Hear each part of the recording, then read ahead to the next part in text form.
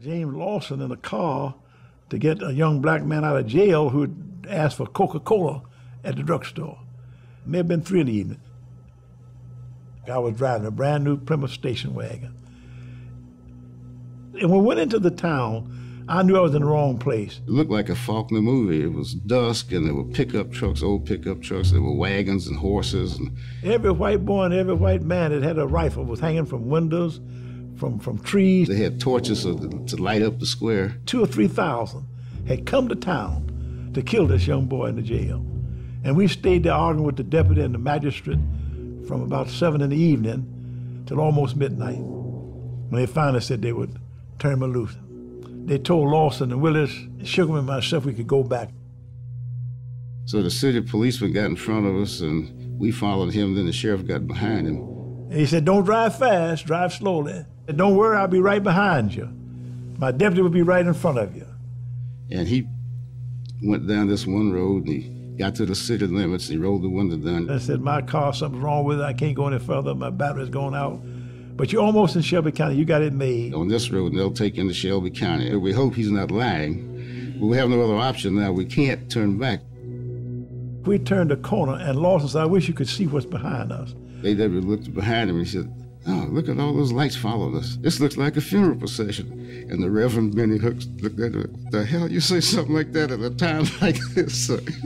40 or 50 cars with rifles hanging out, ready to kill us. He said, "Jim, you've been preaching all this creative suffering to get redemption. You think we ought to stop and let them beat the hell out of us?" So Jim says, "Redemption through creative suffering requires witnesses." He says, "No witnesses back there, just participants. Drive faster." I guess I'm driving 20 miles an hour. We turned that curve, and a man shot at our car, cracked all the glass. So I got down under the windshield and started doing 80 miles an hour. We all ducked, and you could hear Ben revving that engine up. And when I'm ducked behind the seat, my mind told me, I'm safe because this bullet won't go through this cushion, which is foolish.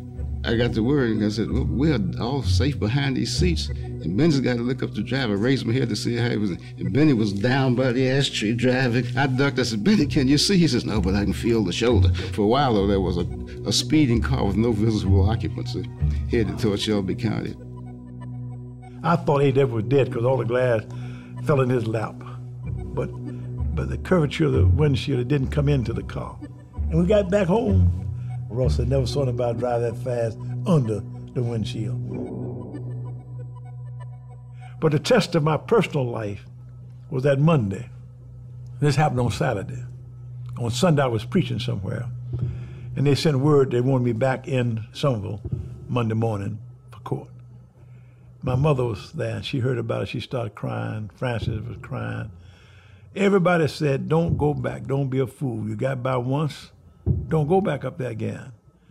But I said in that pulpit that Sunday, if I believe that God could save Shadrach, Meshach, and Abednego, if I believe that God took care of the boys in that fire furnace, could take care of Daniel in a lion's den, then Ben Hooks had to trust him in Shelby County, Tennessee in these years. And I'm going back no matter what happens.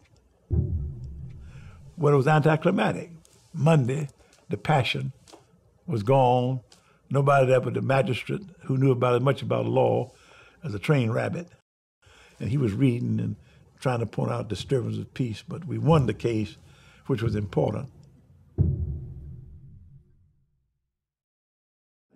I could give a whole story of the things we accomplished. We changed the nation.